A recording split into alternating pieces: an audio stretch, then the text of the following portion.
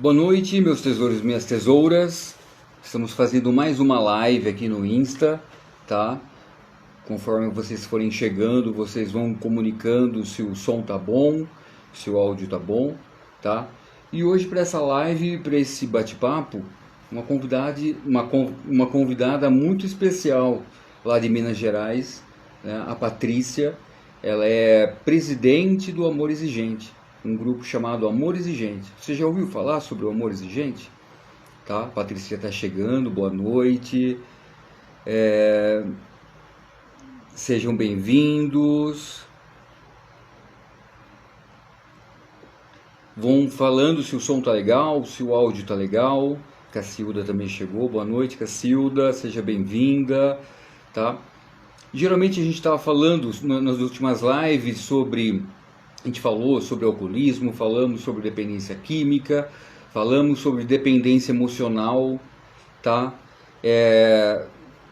Patrícia, você faz uma solicitação para mim, para você participar da live, que eu já vou estar te autorizando e você vai estar chegando aqui na nossa conversa. E quando a gente fala sobre dependência emocional, enquanto a Patrícia está entrando aqui, eu vou falar um pouquinho sobre dependência emocional. O dependente emocional, vamos fazer uma analogia, é aquela pessoa que acaba se anulando o seu eu, vivendo em função do outro, seja numa relação tóxica, tá? E esse conceito surgiu justamente com familiares dependentes químicos, né? E é muito interessante que, da mesma forma que o adicto dependente tem objeto de desejo, no caso a droga, a pessoa, no caso os familiares que têm problemas com drogas, acabava sendo objeto de desejo do dependente emocional. A pessoa acaba se anulando para viver em função do outro, percebe? E só que esse termo, antigamente era usado o termo codependência, né? Codependência química, codependência emocional. Hoje o termo mais usado, utilizado é dependência emocional. E ele é um pouco mais abrangente, não só essas relações adoecidas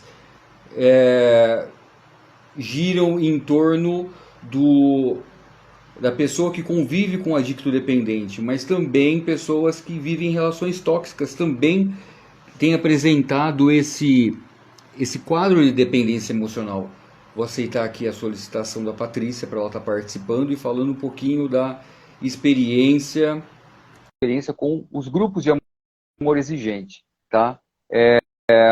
Guardando ela chegar aqui online para o nosso bate-papo. Boa noite, Patrícia. Boa Tá me ouvindo bem? Ouço bem. Você também consegue me ouvir, Caio? Sim, perfeito. O pessoal tá chegando, vão ficando à vontade.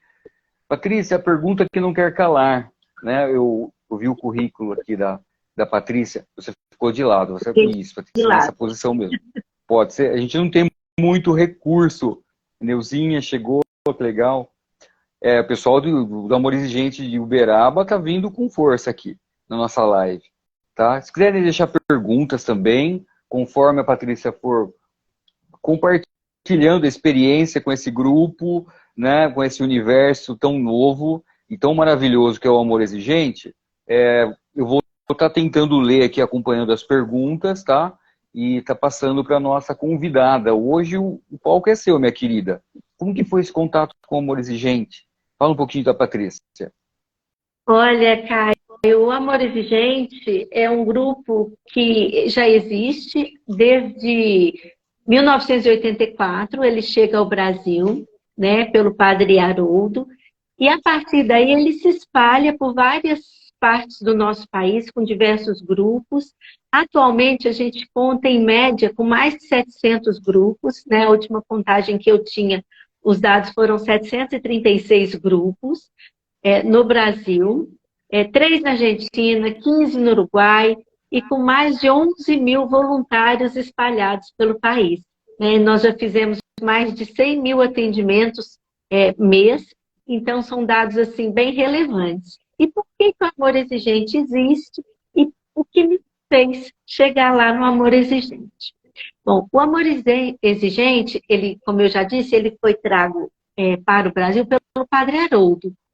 E ele foi inspirado num programa norte-americano chamado Tog Love, que se a gente for traduzir a expressão literal para cá, seria amor duro. né?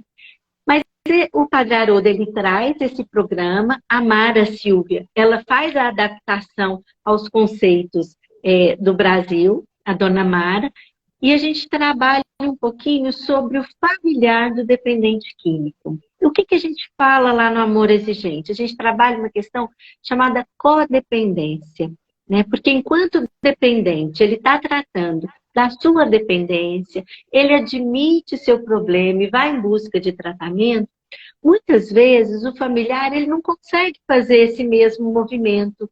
O que ele faz? Olha, o problema é do dependente, por isso eu vim aqui, né? Porque eu gostaria que ele se tratasse. Dificilmente as pessoas que frequentam o Amor Exigente logo na primeira vez entendem a importância da família nesse processo de recuperação.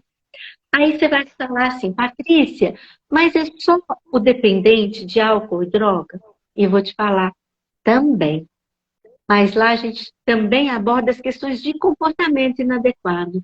Porque muitas vezes o dependente não usa, ou aquela pessoa que está lá na nossa casa, é o nosso familiar, ele não usa droga nenhuma, mas tem uma droga de comportamento.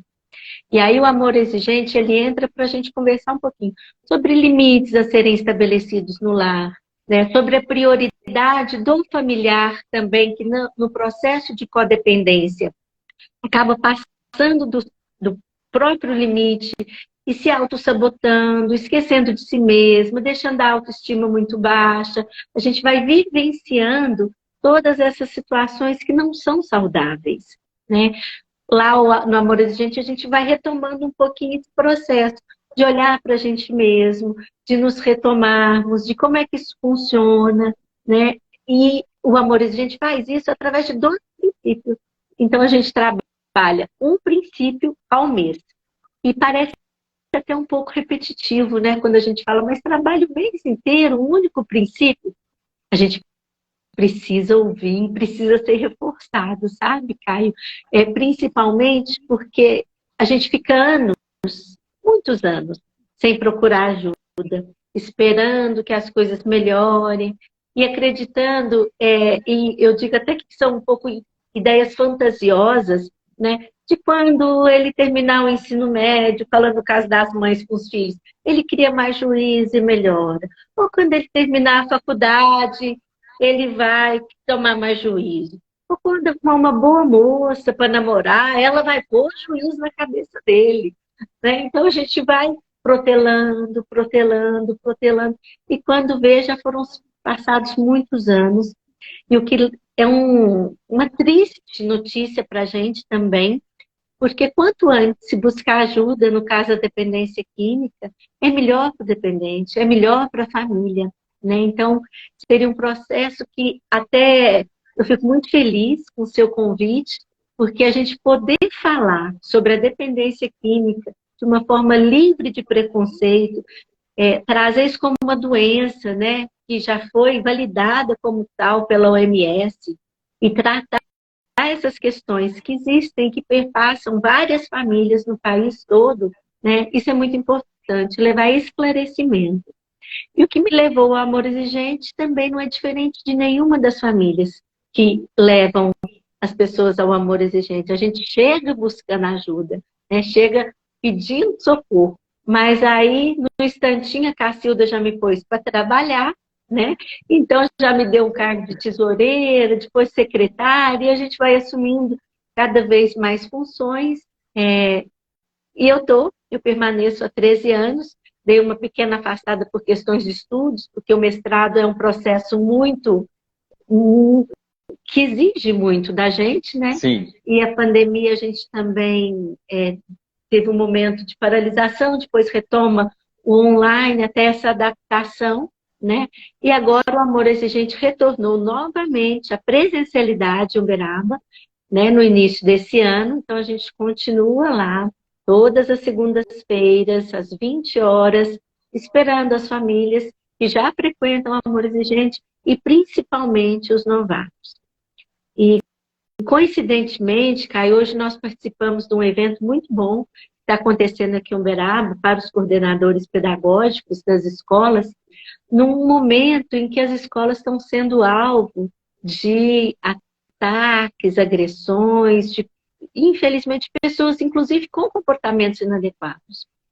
Eu penso que a frequência ao amor exigente, inclusive para essas mães que estão com filhos, vivenciando esse imaginário de fake news, sabe, porque muitos adolescentes acabam entrando nessa brincadeira maldosa, né, de achar que isso é engraçado, ou reproduzindo, ou até mesmo tendo comportamentos inadequados. Eu penso que o amor exigente pode ser também mais uma ferramenta utilizada nesse processo. Porque devagarzinho a gente vai colocando limites, a gente vai se posicionando, vai tomando as rédeas dessa casa que ficou tanto tempo com funções de papéis invertidas, né? Às vezes, filhos mandando na casa mais do que os próprios pais, em outros momentos, os pais sem a autoridade, sem a força necessária para se colocar e sem saber por onde começar, né? A gente ouve muito, eu não sei o que eu faço com ele, tudo que eu faço não dá certo, eu não sei por onde eu começo, só se eu matar, né? Esse tipo, às vezes, de comentário que vem o pai ou a mãe, principalmente do adolescente, quando ele está naquela fase mais intensa, dos desafios Sim. que a gente vivencia nesse processo. Então, é com muito carinho que a gente retoma agora o amor exigente, né? E que a gente continua olhando para as questões da dependência, da codependência, né? Com esse olhar de acolhimento.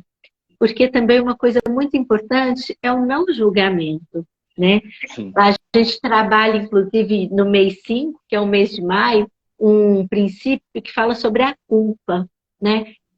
Porque muitas vezes a gente chega no amor exigente se sentindo muito culpado. E perguntando o que eu fiz de errado, por que isso aconteceu lá em casa, o que aconteceu comigo. E lá a gente reforça várias vezes. Você não tem culpa, porque você deu o que você tinha, você tentou, você fez o seu melhor, né? A pessoa não tinha as orientações necessárias, mas a gente tem responsabilidade.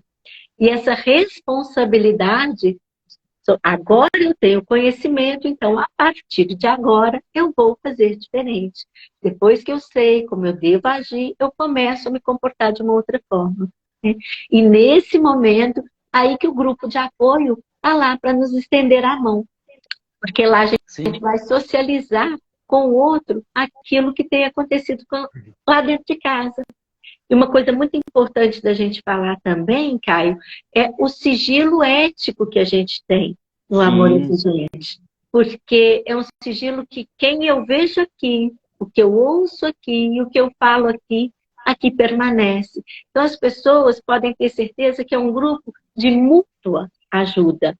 Eu estou lá, mas ao mesmo tempo que eu ofereço ajuda, eu recebo muita ajuda, né? Então nós, codependentes em recuperação, né, nos encontramos para socializar um pouquinho, né, dos desafios que a gente vivencia, para estudar um pouquinho os princípios do amor exigente. Toda reunião começa com uma palestra, né, tem a abertura inicial, a espiritualidade, depois uma palestra de em torno de 20 minutos e a gente se subdivide em pequenos grupos, né, de acordo com a quantidade de pessoas que estejam na reunião naquele momento, para cada um conversar um pouquinho sobre as suas especificidades.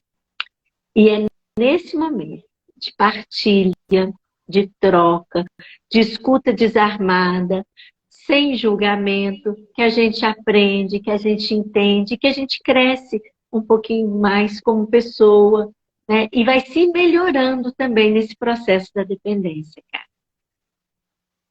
Patrícia, sabe que eu sou um otimista, ou melhor, um entusiasta de grupos de mútua ajuda, né? Eu estudo muito a questão de grupos, trabalhei dentro de instituições, eu conheci o amor exigente, lidando com familiares, então era um dos requisitos que a gente acabava estipulando em algumas instituições, a família procurar ajuda. Eu sempre dizia assim, em algumas palestras, em conversas informais, a dependência química, ela não não é contagiosa como uma gripe, mas ela é contagiante, ela adoece o meio. E muitas vezes, você falou sobre a culpa, né? A culpa, será que... Engraçado que a vítima de relacionamentos adoecidos, seja de familiares, seja de um casal que vive um relacionamento tóxico, a vítima sempre se sente culpada. Isso que é bem curioso, assim, até de se estudar, né? Causa um certo fascínio como cientista, como profissional, a gente estudar esses mecanismos, né? Mas, como eu disse, né? Eu conheci o Amor Exigente já faz alguns anos, já faz um bom tempo.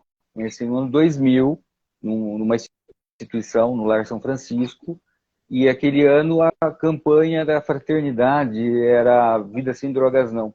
Então, tive a oportunidade de cruzar com alguns nomes aí dessa área da dependência, alguns, né? Mas até está surgindo algumas perguntas aqui, depois eu vou tentar me organizar para estar fazendo essas perguntas, tá? Vamos lá, então. Eu percebo, minha querida, que a dependência química, um dos aspectos, tem vários aspectos físicos, né? O espiritual é que ela acaba tirando a humanidade do indivíduo, né? Começa a agir como buscando os seus prazeres imediatos, né? Mas uma das características psicológicas, aquela compulsão e obsessão, acaba privando de experiências, que ela acaba se esquivando, buscando encontrar um sentido, um preenchimento, né? Uma forma até artificial dessa busca de sentido, né? E acaba também fazendo de refém a família, tirando o sentido. A pergunta que gostaria de fazer, como encontrar o sentido usando os 12 princípios, os 12 passos cristãos, né? Do amor exigente, e fala um pouquinho da importância dessa convivência de um familiar conhecendo a história de outro, essa troca de figurinhas, essa magia dos grupos. Fala um pouquinho pra gente. Você acertou muito bem a palavra, Caio, é uma magia, porque é um processo de mútua ajuda, né? E eu costumo falar que quanto mais a gente precisa de ajuda, mais a gente deve ajudar. Os momentos que eu mais precisava de ajuda, eu ia ao grupo de amor exigente 2 vezes por semana. E a palestra era repetida, porque quem dava palestra na segunda, repetia na quarta-feira. Mas eu precisava, assim como um aluno às vezes precisa do reforço escolar, naquele momento eu precisava ouvir 2 vezes. E aí, quanto mais eu estava precisando, mais eu ia ajudando outras pessoas e outras pessoas me ajudando, e a gente vai se retroalimentando. Porque o processo da codependência é muito difícil de aceitação. Porque as pessoas chegam geralmente no amor exigente falando: eu tenho um ente familiar que está com problema. Ele tem que mudar. Eu estou aqui porque ele tumultua a minha casa, porque ele bebe, porque ele usa. Então, eu quero que conserte essa pecinha aqui que está com defeito, né? E aí a gente chega e dá a notícia. Olha, vamos cuidar da gente? Vamos olhar para a gente um pouquinho também? Vamos ver como que a gente está envolvido nesse processo? Vamos ver aonde que a gente entra nessa história e começa a se estudar a codependência e ver o tanto que ela está imbricada com a dependência. Eu até brinco que a gente não sabe o que vem primeiro. Quem é mais nova, assim como eu, né? Eu fico brincando, se lembra de uma propaganda que tinha da Tostines, da bolacha, né? A gente não sabe se Tostine vende mais porque é fresquinho ou se é fresquinho porque vende mais. Então a gente não sabe se existe um dependente porque tem um codependente ou se tem ou se é o contrário, né? Se tem um codependente porque existe o dependente. De tanto que essa relação é imbricada. Então, é preciso haver um tratamento desse familiar, é preciso um reconhecimento que eu também preciso de ajuda. E que a gente está preso lá naquele triângulo dramático, né? E aí a gente usa muito o triângulo dramático de Kahneman para falar um pouquinho sobre o processo da codependência, que é uma vítima, ora perseguidor e ora salvador desse dependente. Então, significa que em alguns momentos eu me considero ou me coloco no papel de salvadora desse dependente. Então, Se eu não fizer por ele, quem vai fazer? Eu que tenho que resolver. Quem é que vai cuidar? Se eu não... E sempre essa história. Em outros momentos, eu sou a vítima dele, né? Aí eu chego também com aquele discurso, olha o que ele faz comigo, eu não aguento mais, porque eu não mereço isso, porque olha como está a minha casa. E em outros momentos, a gente começa a atuar no papel de perseguidor, né, desse dependente. Então, é assim, olha o que você faz, se não fosse por você, essa casa não estava desse jeito. Então, o tempo todo, a gente oscila entre um desses três papéis, enquanto codependente, e não consegue achar saída. E a gente não faz isso porque a gente quer, a gente faz por amor. É justamente por amor. Só que não é um amor saudável, né? Porque o amor, para ele ser saudável, ele tem que ter exigências saudáveis, né? É um amor doentio, que tudo dá, sem nada em troca. Né? A gente fala que é um amor muito antipedagógico, até brincando, que é aquele amor incondicional de que eu te aceito, mesmo você não querendo ser o melhor que você pode ser. E aqui no amor a gente fala, eu confio que você pode ser melhor, eu acredito em você, e é porque eu te amo que eu acredito nisso. Né? Então, trazendo essa força, trazendo esse papel, esse posicionamento, que a gente vai começar a falar sobre a codependência. Alguns permanecem, alguns enfrentam o desafio de se olhar, de se encarar, de se observar, porque não é um papel fácil. E pessoas, às vezes, vão embora porque queriam só uma solução para aquele familiar problema. Quando ela vê que passa pela mudança de atitude e comportamento dela também, pelo exemplo e por um monte de outras questões, é muito mais fácil eu abandonar o programa. Então, a gente tem, às vezes, um alto índice de pessoas que procuram o grupo, mas que, infelizmente, não permanecem. Né? Ou então vão apenas quando o dependente está numa instituição que precisa da assinatura para o cartãozinho e realizar a visita. E que a gente acha lamentável, porque esse processo de tratamento, tanto da dependência quanto da codependência, ele tem que existir enquanto a pessoa estiver viva, senão a gente recai. E aí uma notícia que eu dou, o codependente recai primeiro que o dependente, muitas vezes. E ao recair na facilitação, o dependente geralmente recai também no uso. Então, é importante a gente estar sempre observando, analisando os comportamentos que a gente tem. Eu queria depois entrar nesse assunto um pouco mais em profundidade, mas eu queria replicar uma pergunta aqui do Zé Renato. Eu até anotei aqui, está correndo. O almoxar está ficando onde? O amor exigente está ficando onde? Deve ser o amor exigente. Pode ser o corretor que não ajudou. O amor exigente está lá na Rua Vigário Silva, número 566, no centro aqui de Uberaba. Ele continua no mesmo endereço e as reuniões acontecem às segundas-feiras, 20 horas. Nós temos reuniões presenciais e online. Né? Então, as reuniões presenciais estão na Vigário Silva 566. Por exemplo, eu sei que aqui na minha cidade, aqui de Jaú, tem um amor exigente. Tá? Suponhamos que eu estou assistindo essa live aqui e fiquei curioso. Como encontrar um amor exigente mais próximo? E se tem reuniões online, como participar, minha querida? Me ajuda a ajudar as pessoas. Vamos lá para o Brasil inteiro agora.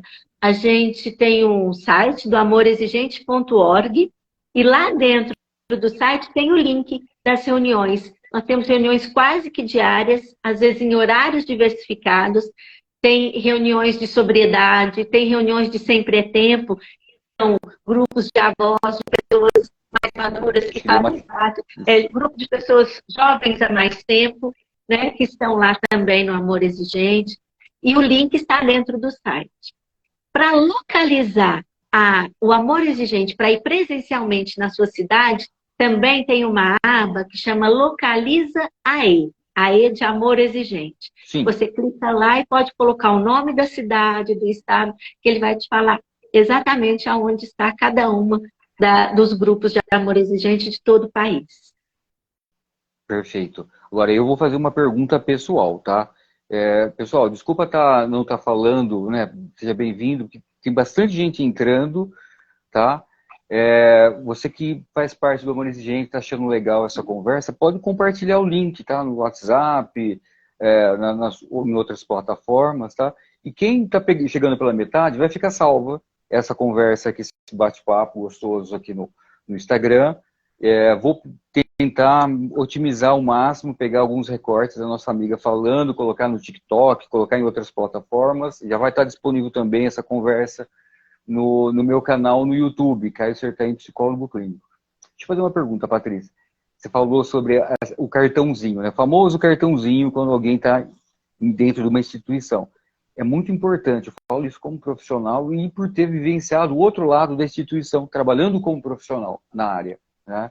É importante os familiares, quem vivencia uma relação tóxica, no caso, influenciada pelas drogas, compreender que o problema não é o outro, o problema, eu não consigo mudar o outro, né? Igual a oração da sobriedade. Eu não consigo mudar o outro, eu só consigo me modificar. Logo, eu preciso aprender a lidar com isso. E eu percebo, assim, três episódios bem distintos. Uma, quando o ente querido, a pessoa está em sobreuso, é um recorte. O segundo é quando a pessoa está numa instituição, ou por livre e espontânea vontade, ou porque a família fez uma intervenção, internou involuntariamente ou compulsoriamente. E o terceiro, depois que a pessoa faz o tratamento, lembrando assim, o índice, essa luta contra as drogas, a gente está tomando uma surra feia. O índice é muito baixo. A última vez que eu tinha visto alguma coisa sobre, era 3% homens e 1% mulheres. Né? Então, assim, é uma persistência. Lembra que eu falei que eu não consigo mudar o outro? A gente pode só preparar o vasinho, mas o florescer da plantinha é com ela. A gente pode preparar o ambiente para que a pessoa comece a refletir, encontrar um sentido nessa parte da desintoxicação, na reeducação, na ressocialização. Mas só vai depender dele. Não existe tratamento mágico, não existe fórmula mágica, né? Não existe. Tá. E uma outra coisa aqui, então, como que você vê essas três etapas, né? Esses três momentos, né? Como que o amor exigente lida com isso? E uma coisa que eu percebo, assim, como profissional, minha querida, por exemplo, é mais as mulheres do que os homens, mais as mães e esposas, né? Os homens, eles têm uma forma bem única de encarar isso, não que não sofra, claro, mas quando o adicto dependente está numa instituição, ela, como dependente emocional, ela sente abstinência. Ela procura um outro miserável de estimação para cuidar, para salvar, ou até mesmo para converter, né? E sofre essa abstinência, não tenho mais meu adicto de estimação, o que fazer? Me fala um pouquinho, então, desses três episódios e dessa reflexão que eu fiz. A primeira coisa que você cita é o caso da luta que a gente tem perdido, né, com relação, e realmente estamos mesmo. Cada dia chegando substâncias mais avassaladoras, a ciência a serviço, né, do tráfico e do mercado, que eles têm um ganho financeiro muito grande, e a gente realmente é uma batalha árdua, né? Então, infelizmente, poucos vão e permanecem. Com relação ao cartãozinho, também, infelizmente, poucos vão e permanecem. Porque é muito importante frequentar. E as instituições precisam ser muito enérgicas em fazer essa cobrança. A gente tem uma fala que é chocante, mas o interesse, assim, o intuito dela realmente é chocar, que a gente fala assim, não adianta eu lavar o porquinho e devolver o porquinho para o chiqueirinho. Sabe? Eu preciso que esse chiqueirinho também se adapte para receber aquele porquinho que estava lá em recuperação. É como se eu pego o filho interno e ele retorna, se nada mudar na família, no instantinho ele recai e tudo continua como estava. Então é preciso que a instituição seja enérgica ao cobrar realmente esse cartãozinho, mas que a família entenda que não é só enquanto o dependente está lá internado que isso é importante. É importante que ela permaneça em tratamento, porque é uma doença que nós também temos de codependência é que ela não tem cura. Assim como a dependência, ela não tem cura, ela tem tratamento. Né? Enquanto a gente se mantiver em tratamento, em sobriedade, frequentando grupos, está tudo certo, sem problema nenhum. A família precisa também se tratar. Então, daí, uma das questões do cartãozinho seria essa, que as pessoas entendessem que, como você bem citou, eu não mudo o outro, mas eu mudo a mim. E a gente funciona um pouco aqui em sociedade como engrenagens, sabe? A gente gira um pouco imbricado nesse sistema de engrenagens. Então, vamos pensar que tem várias engrenagenzinhas, como se fosse um motorzinho de um relógio, e eu quero mudar aquela última engrenagem que está lá. Nada que eu faça eu consigo, mas tem uma coisa que eu posso fazer que eu tenho uma chance maior. Eu também sou uma engrenagem, então eu posso começar a girar num outro sentido. Isso uma hora vai reverberar lá. Então, eu me modificando, quem está ao meu entorno vai ter que se modificar para poder conviver comigo, né? Porque senão a gente vai tendo cada vez mais um distanciamento. E que é uma das questões também que a gente trabalha no Amor Exigente, que é esse desligamento emocional, que em diversos momentos é preciso que ele aconteça para a gente manter a serenidade. Porque uma outra fala que a gente tem também bem recorrente é que o dependente chega em casa, quebra as coisas, ou rouba algum objeto, agride, grita, tudo isso com a cara cheia. Com a cabeça cheia de substância, ou com a cara cheia de álcool.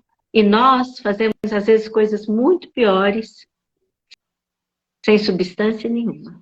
Olha o tanto que é importante a gente estar em recuperação. Né? Que às vezes o codependente reage de forma tão violenta e agressiva quanto sem estar sobre uso de substância. Então, por isso a importância da gente se manter em tratamento. Né? Então, a ida aos grupos, a permanência, se não tem na sua cidade, agora com o Amor Exigente Online, facilitou muito o acesso, também ele é todo gratuito, é uma ONG, tem lá a sacolinha, quem se sentir à vontade, quiser, puder doar, porque a gente tem as despesas que a gente, naturais de toda instituição, mas é completamente voluntário e opcional, né? Uma coisa que você falou, minha querida, que eu achei bem interessante e cabe ressaltar, é que o dependente emocional, ele precisa trabalhar essa dependência do outro, né? Eu costumo dizer, assim, em algumas palestras, que o dependente emocional acaba virando uma sombra do outro. Igual, por exemplo, aquela historinha do Peter Pan, né? Tem um episódio, tem um trechinho da história, tanto do livro quanto do desenho da Disney, que o Peter Pan, ele conhece as crianças porque ele está correndo atrás da sombra, que a sombra quer fugir dele. E aí a mocinha, a Mandy lá, ela costura a sombra nos pés do Peter Pan. A sombra é o dependente emocional. E o dependente emocional, ele precisa desse objeto de desejo. Aí, por exemplo, no caso da dependência química, né, na família, a pessoa vai para uma instituição, tudo que aquele checklist, tudo que você não deve fazer, ele começa a aplicar no adicto de estimação de uma outra família, né? Quer saber, quer ficar em cima, quer controlar, some, pega o carro e vai de madrugada atrás na biqueira, na boca de fumo, se põe em risco, põe outras pessoas em risco, né? Compromete financeiramente, etc. Parece que necessita disso. E o mais curioso, até ressaltando, da importância do tratamento, né? Que ainda ou não, os grupos de apoio é uma forma de tratamento. Isso não substitui um profissional, né? Mas se a pessoa procura um psicólogo experiente no assunto e grupos de mútua ajuda, nossa, ela está atuando em várias áreas, a probabilidade do sucesso é muito maior. Agora, quando isso não ocorre, por exemplo, a mulher está num casamento onde o marido é um dependente químico ou vive uma relação adoecida ou uma relação tóxica. Geralmente as mulheres prolongam por anos, 5, 10, 15 anos, até chegar. O homem já tem uma característica um pouquinho diferente. Aí ela sai desse relacionamento. O problema é que, como ela não tratou essa dependência emocional, o que eu percebo no consultório, minha querida, é que ela procura outra curva de rio, outro adicto problema. E quando eu falo adicto, a gente tem que entender o conceito de adicto. Adicto significa escravo de alguma coisa. A pessoa se torna escravo de forma voluntária. É uma expressão em latim que a gente introduziu nos manuais de psicologia. Então, a adicção, as mais comuns são álcool e drogas. Mas existe adicto de jogo, existe de compras. Né? E quando a gente fala jogo, o que está preocupando muito os nossos colegas psicólogos é que os jovens, essa geração Z, vamos dizer assim, está sendo hiperestimulado por redes sociais, por jogos eletrônicos e estão deixando um pouco a vida real de lado e vivenciando um mundo da fantasia. Percebe? O que faz a pessoa acaba acarretando algumas inabilidades. Então, veja bem, se a pessoa sai de um relacionamento e ela é dependente emocional desse relacionamento e não cuida, não procura ajuda no Amor Exigente, em outros grupos, com um profissional experiente, a probabilidade dela adotar um novo relacionamento tóxico é altíssima. Altíssima. Geralmente ela substitui com muita facilidade. Se ela não está em recuperação, principalmente a mulher, a gente tem até um palavreado, né, que brinca e fala que tem o dedo podre. Né? Aquela lá tem o dedo podre, ela sempre escolhe o problema. Não, ela é codependente, ela não está em tratamento. Né? Então ela busca sempre no outro aquilo que ela não consegue olhar para ela mesma. Né? Então é muito mais fácil eu viver nesse emaranhado de problemas, em alguns momentos, olhando, acusando, do que eu olhar para as minhas questões. E aí eu vou precisar realmente de um profissional, eu vou precisar de entender, não é só porque o outro faz isso comigo, é porque eu permito que o outro faça isso comigo. E aí quando a gente começa a se responder essas questões, é que, tá, ele faz, há 30 anos ele faz isso com você, por que você permite que isso aconteça? Né? Quando a gente faz esse movimento de olhar para a gente começa a entrar em recuperação. E aí, gente, tem um monte de pessoas que estão nessa mesma situação. Tem uma pessoa que falou assim, isso acontece comigo, né? Tá colocando aqui nos comentários, eu consegui ver. Isso acontece com muitas pessoas. E os tratamentos psicoterápicos com profissionais especializados na área, porque é muito importante que a pessoa tenha a visão do que é a dependência química, porque vai dar um direcionamento adequado para essa situação, é a frequência em grupos de auto e mútua ajuda. Aí a gente tem o Alanon, né, que é um grupo das esposas de alcoólicos, de AA, que em várias cidades tem também e ajuda muito. E a gente tem o Amor Exigente, que ele atua não só com mães, filhos, mas com maridos, ele tem uma abrangência um pouco maior. Né? E a gente estudando esses princípios, mês a mês, se fortalecendo na partilha, a gente vai conseguindo. Tem uma coisa também que a gente trabalha lá, que são metas semanais. Né? Ao final de cada encontro, a gente se propõe uma meta para a gente cumprir dentro daquela próxima semana, até no outro encontro. E aí a pessoa fala uma meta muito simples. Às vezes, uma meta de parar na padaria e comprar aquele picolé que você gostava quando você era criança. Sabe? Aquele chicabon, aquele que você há tantos anos não se permite lembrar que você gostava daquilo quando era criança. Fala, mas Patrícia, uma meta tão simples. Mas eu começo a olhar para mim. Eu começo a ver as minhas necessidades, os meus desejos, eu começo a me acariciar. Uma coisa que me ajudou muito foi ouvir música. Eu estava num processo de tamanha tristeza, tão profunda, nos últimos tempos, com a família muito tumultuada, e o fato de eu ligar um rádio, enquanto eu fazia o almoço, na hora do almoço, entre um trabalho e outro, e eu às vezes passava uma música lá dos anos 80, que eu pessoalmente gosto muito, do rockzinho nacional dessa época, e aí, quando eu vi, eu estava cantando. E por minutos, 2 minutos, 3 minutos, eu esquecia daquele problema e falava, nossa, eu posso sorrir de novo? Eu posso ser feliz de novo? Então, as metas semanais, por mais simples que sejam, vão nos trazendo de volta para nós, né? A gente vai Sim, começando a assumir um compromisso com a gente mesmo, de ler uma literatura que fala sobre a codependência, para tentar entender qual que é o nosso papel nesse processo, né? Então, a gente vai fazendo todo esse movimento de retornar o olhar para nós mesmos, né?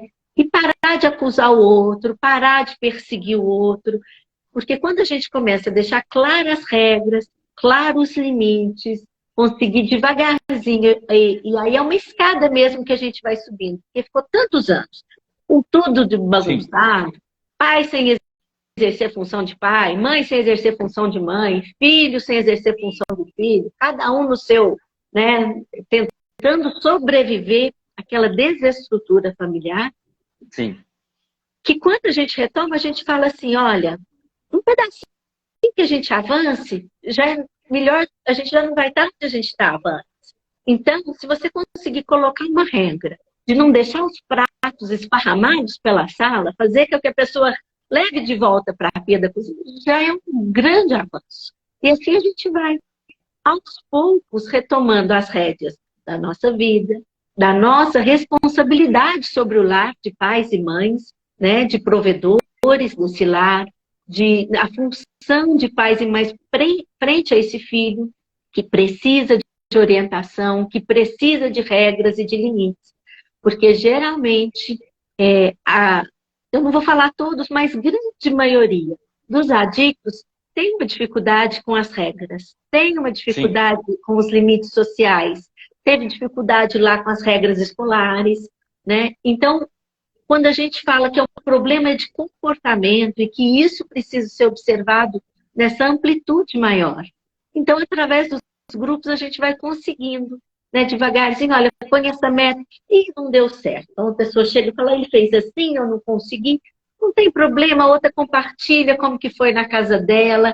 E assim a gente vai se ajudando, vai aprendendo, vai estudando, vamos nos estruturando, entendendo que Deus nos quer feliz, né? Que ninguém está aqui nesse mundo para ser infeliz ou para sofrer, né?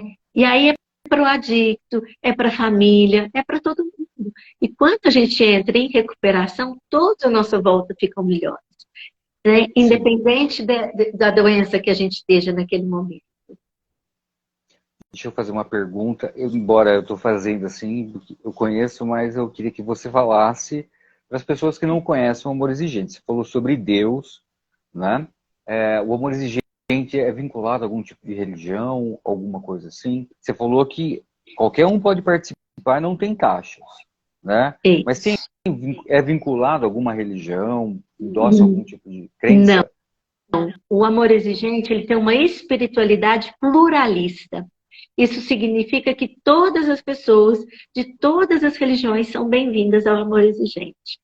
O que a gente reforça é que a gente deve estimular essa aproximação com o nosso poder superior, da forma que a gente o conceba. Porque é muito importante reforçar a fé, porque a fé é esperança. Então você vai ter esperança Sim, que vai funcionar, que vai dar certo. E aí a gente brinca que tem uma simpatia ótima lá no Amor Exigente, que eu vou revelar aqui para vocês, sabe? Antes da gente dormir, à noite, você pega o chinelo e joga embaixo da cama. Você sabe que isso funciona muito para ajudar a gente na codependência e na dependência? Sabe por quê? De manhã cedo, quando você acorda, você precisa procurar o chinelo e você tem que ajoelhar para pegar ele que está lá no fundo da cama. Aí você já aproveita que está ajoelhado, faz suas orações do dia, né? Para o poder superior, da forma que você o conceba, e vamos começar com força, com fé e alegria. Né? São 3 palavras que a gente fala exatamente após a nossa oração da serenidade, lá do amor exigente: força, fé e alegria. Força, porque é preciso mesmo ter muita força para enfrentar essa situação, porque não é fácil, né? Fé, para a gente poder ter esperança que há um futuro e que é sim, possível né, a mudança, que é possível o adicto entrar em recuperação, e a gente tem provas de milagres vivos maravilhosos, Sim, é né? possível. E, É possível. e é encorajador para a gente que está lá no Amor Exigente ouvir que é possível essa mudança. E alegria, porque a gente não pode perder a alegria da vida, né? A gente tem que Sim, continuar a nossa caminhada, né? Então, que a gente se una. Então, eu estava te falando que nossa espiritualidade é pluralista, e uma outra coisa que o Amor Exigente também não tem nenhum vínculo com nenhum tipo de partidário, né? De algum segmento ou ideologia político-partidária. A gente não entra em assuntos afoitos à política, porque a gente precisa atender a todo mundo como seres humanos que estão também em recuperação e que estão buscando ajuda. tá. Eu falei que eu sabia dessa resposta pelo fato de já ter conhecido o Amor Exigente e estudar os grupos, né? Os grupos anônimos, etc. Então, é bem característico isso. Mas uma coisa que você falou, minha querida, que eu achei bem interessante. Às vezes a relação está tão adoecida que a pessoa não percebe o tamanho do adoecimento vivenciado nas relações em casa. Vou explicar de uma forma um pouco mais clara. Eu costumo dizer o seguinte, quando a gente quer abraçar o mundo, alguém vai ficar fora desse abraço.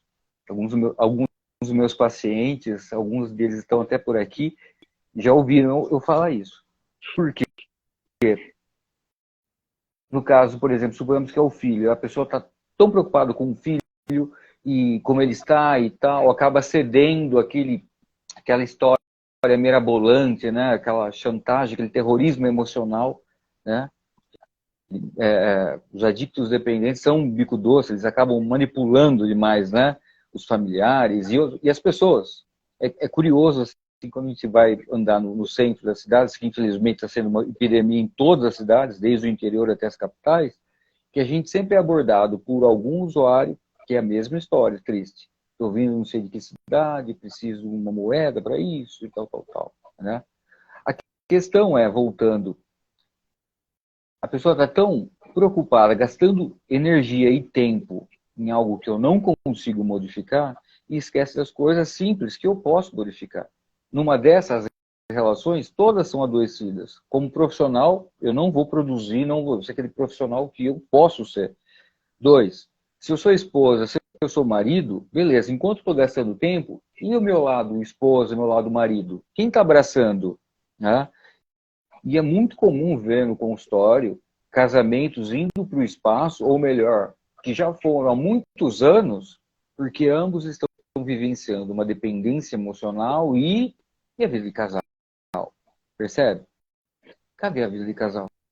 Né? Então, assim, retomar a minha vida, aquele lema, né? Vive e deixar viver, né? Porque o adicto, desculpa, o dependente emocional, ele está tão preocupado em servir, em correr atrás do outro, como aquele efeito sombra que eu usei, né, como referência, né, que ele não consegue ter a própria identidade. E é muito curioso isso no consultório, minha querida. Às vezes eu ouço assim a expressão, eu sinto como se eu fosse só uma silhueta, sabe? Como se fosse só a sombra mesmo. Eu não sei mais o que eu sinto, eu não sei do que eu gosto, eu não sei, eu não sei, eu não sei. A pessoa completamente perdida por estar vivenciando uma relação adoecida por anos a fio. Tá? E aí que eu te falo da importância das metas semanais, porque ela esquece dela mesma. Né? Numa dos cursos que nós fizemos no Amorizente em Campinas, antes da pandemia, a gente ia sempre fazer os cursos de coordenadores, cursos de atualização. E aí, no curso de meta semanal, um dos coordenadores falou assim, eu quero que vocês escrevam o que vocês querem para daqui 5 anos, para daqui 10 anos, onde você quer estar, o que você imagina para você. E eu tinha pouquinho tempo de amor exigente. Eu não conseguia fazer essa atividade, porque eu não conseguia. O que eu quero? Eu quero acordar, comer, dormir, e era sempre a mesma rotina. A gente não tinha perspectiva de sonho, de futuro, de planejamento, de tanto que a gente vai ficando adoecido realmente com a questão da codependência. Você não consegue projetar um futuro, uma viagem, uma nova graduação, um novo curso, um novo amor, nenhum, sabe, nenhum projeto diferente. A pessoa fica realmente paralisada. Ela entra nesse modo de retroalimentação só da sua rotina e está tudo certo. Mas não está. Né? A gente precisa entender a grandeza que está por trás do ser humano. E o codependente especial, aceitar que ele pode e merece ser feliz, né? Porque parece que ele tem, sabe, aquela questão assim, de minha culpa, minha máxima culpa, eu mereço, Como porque se ser fosse mãe um karma, né?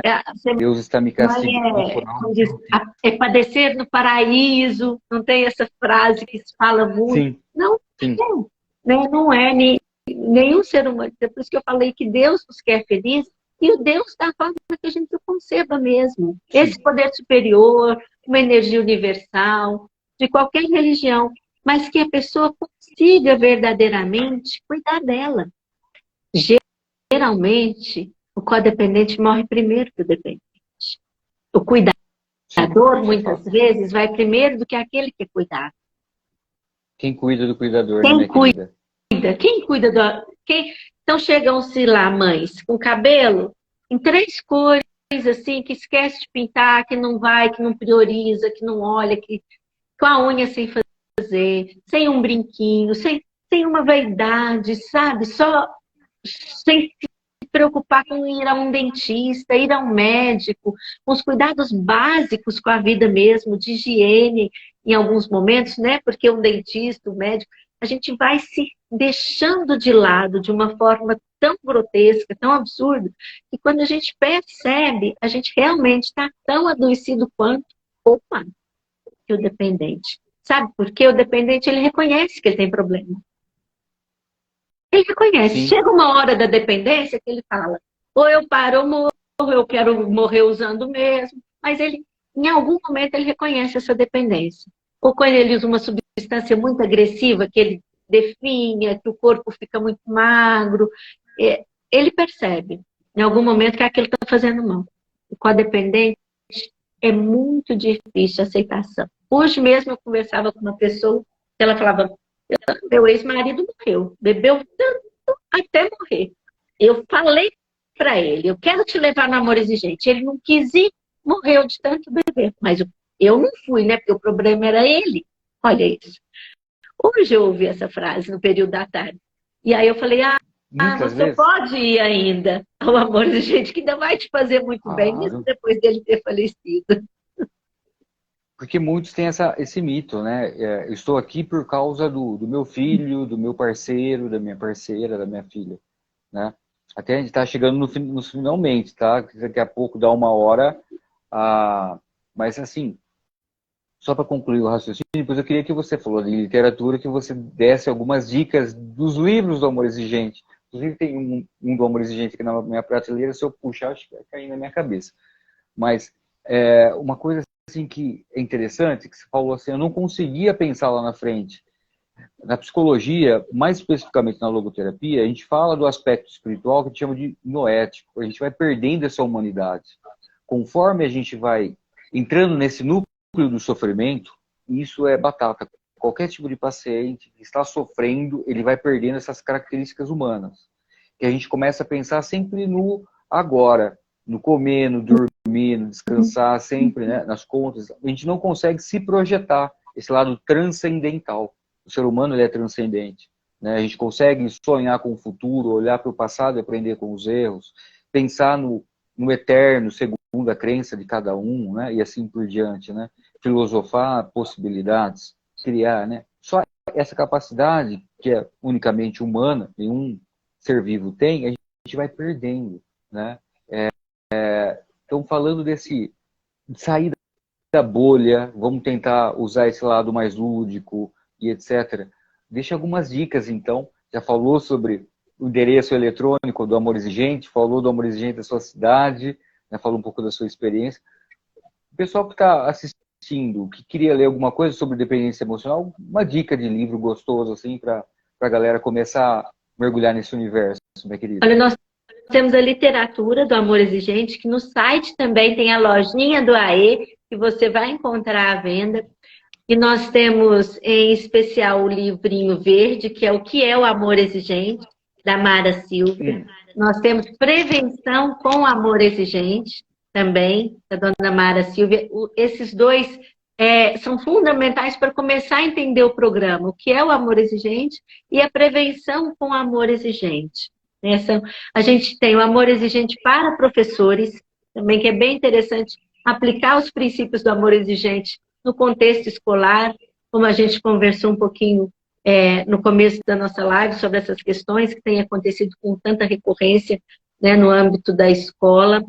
E a gente tem também alguns sobre a codependência que eu acho que são fundamentais, que é o Codependência Nunca Mais, da Melody Beach, e ele é uma literatura muito interessante porque ela vai contando a própria história dela, então é quase que um romance, uma leitura leve, e a gente vai compreendendo mais sobre a codependência. E tem dela também o Para Além da Codependência, que é um livro muito, muito bom, né? E fora esses que eu citei, a gente tem um que eu gosto muito, que é sobre a maconha Toxicidade Silenciosa, que é um livro que me esclareceu muito sobre essa dependência, e tudo que a gente pode buscar de conhecimento acerca da dependência e da codependência é fundamental, né? Então, que as pessoas entrem no site, entrem no YouTube, sigam profissionais como você, que está sempre trazendo essas questões e atualizando as pessoas, e que consigam assistir palestras sobre esse tema. Tem muita coisa já disponibilizada. Vamos usar as coisas boas que a gente tem na internet. Chega de tanta coisa ruim, chega de tanta coisa efêmera, supérflua, que a gente não precisa mais, né, de viver nesse mundo tão raso. A gente pode buscar realmente o que tem de bom nesse contexto, Caio. Também eu vou dar uma dica aqui do Padre Haroldo Ramos, 12 Passos para os Cristãos. A Jornada Espiritual com Amor Exigente. Esse livro aqui é meio velhinho. É um dos livros que foi um dos meus primeiros contatos, né? Pessoal, você gostou da nossa conversa? Curta, compartilhe, pode mandar o link. Essa live vai ficar salva no Insta. Daqui logo mais, uns 40 minutos, já vai estar no YouTube, no Odyssey, e alguns recortes, provavelmente amanhã, depois eu vou estar jogando no TikTok, tá? E no meu canal, no Caio Sertei, Psicólogo Clínico, lá no YouTube, tem alguns vídeos falando sobre dependência emocional, dependência química, qual que é esses funcionamentos psicológicos da dependência, o porquê é tão difícil, e outros assuntos sobre desenvolvimento, relacionamentos, tá?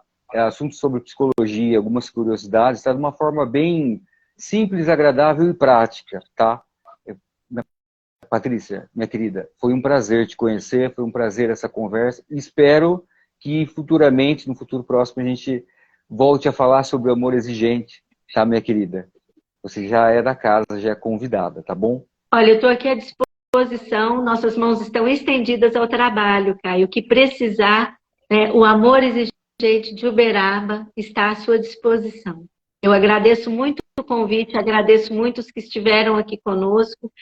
E é assim, juntos que a gente vai caminhando um pouquinho mais a cada dia. Vive e deixa viver, não é assim? Só por hoje eu quero ser feliz, eu quero me reencontrar. Pessoal, boa noite a todos, boa noite, Patrícia, foi um prazer, tá bom? Boa noite, obrigada. Tchau, tchau.